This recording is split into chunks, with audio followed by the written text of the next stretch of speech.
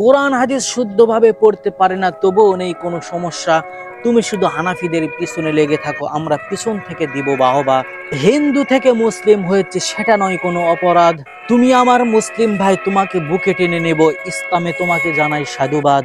কিন্তু তুমি বাজার থেকে চটি বই কিনে ওয়াজের মঞ্চে উঠে বড় বড় আলেমদের বিরোধিতা করবে, এটা তো হতে পারে না।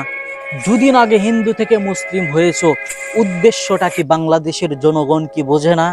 আজ আহলে হাদিস দলটা ভণ্ডতে পরিণত হচ্ছে শুধু এই রাউল ফাউলদের কারণে।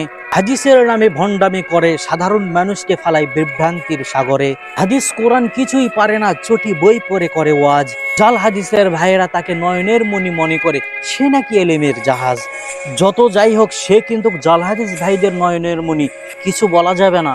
কোরআন হাদিস পড়তে পারুক আর না পারুক তাতে কোনো সমস্যা নেই, বাজারের চটি বই তো সে পড়তে পারে। কি বলেন জাল হাদিসের ভাইয়েরা?